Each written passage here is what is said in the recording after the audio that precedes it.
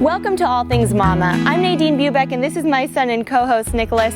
And today we are going to Scottsdale Healthcare Shea Medical Center where Nicholas was born about 7 months ago. There he spent 7 nights in the NICU, and I document my entire pregnancy experience in my book, Expecting Perfect, My Bumpy Journey to Mommyhood.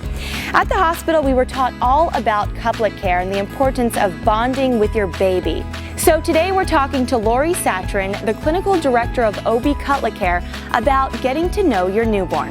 It's just so surreal. You can see I'm kind of shaking to walk back in here because I have so many memories here in a room just like this. I spent time on bed rest here and then time post-pregnancy here because I had a C-section, but also my son spent 7 nights in the NICU. Now you really value the importance of couplet care. What is that? We actually don't have a well nursery. Our babies stay in the room with the parents, and that way they actually are being taught baby care when we are actually taking care of the mom at the same time, so that the baby's not a stranger to them when they go home. Now the big question is, for a mom like me, my son was in the NICU. How do you enforce couplet care when you're separated from your baby?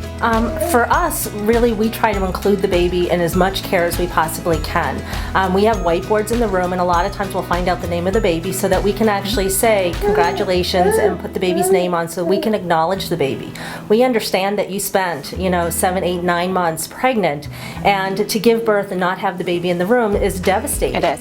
And so what we try to do is we try to incorporate as much as we possibly can so that we can get you into the NICU as soon as possible. A lot of times after the C-section or a vaginal delivery, we'll take you into the NICU before we actually bring you over to postpartum. And you did that for me. And that way you can actually see your baby and know that the baby is well taken care of, get to meet the nursing staff there, get to hold the baby's hand, touch the baby, and then a lot of times we'll bring you back to the postpartum room. If you're going to breastfeed, we'll actually try to get you to initiate breastfeeding right away because that's going to be very important to try to get that colostrum for the baby. Sure. And then our goal is to get you up as much as possible so that we can get you back into the NICU as much as possible. I had such an amazing experience here. The nurses under your supervision got me into that NICU, and I just didn't want to leave. And the nurses in the NICU let me stay with my baby as much as I possibly could. How do you suggest women and men bond with their premature babies? Sometimes you can't even hold your preemie. No, you can't. I mean, it really kind of depends on how fragile they are. But you can go in to the NICU. You can sit alongside of the incubator. You can hold their hand. Why is that important to hold their hand? You know what? Touch is absolutely important. Knowing that your presence is there. You know what? The baby knew your presence when he was inside of you. Sure. He listened to your voice, and a lot of times your voice would settle the baby down in utero. And so actually touching the baby's hand and talking to the baby a lot of times would settle the baby down in the NICU. So it's absolutely important.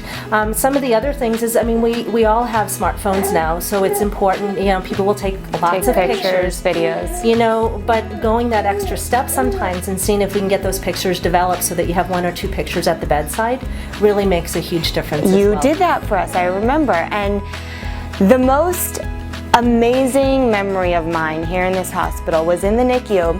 And it was I think it was the second night after Nicholas was born. My son was born, 4 pounds, 11 ounces, and the nurse said to me, "Do you want to do kangaroo care?" She could tell I was just feeling very unsettled, and I said, "Kangaroo care?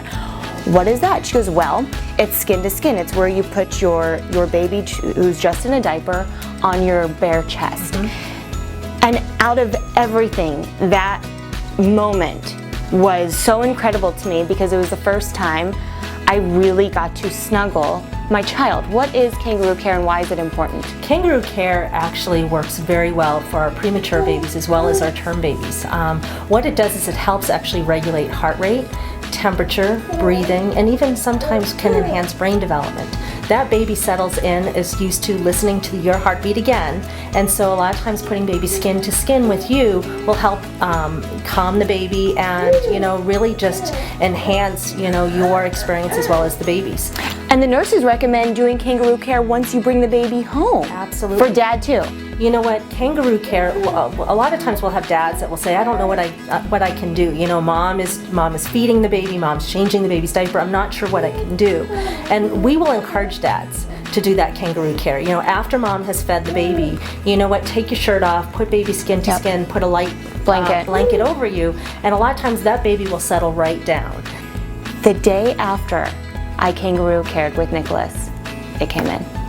Stimulation, pumping, skin to skin, you know, the more the baby is close to you and your the breast, you know, a lot of times it will actually help bring that milk in quicker. Okay, so we've talked about baby, but what about the mom in bed after a C-section or vaginal delivery?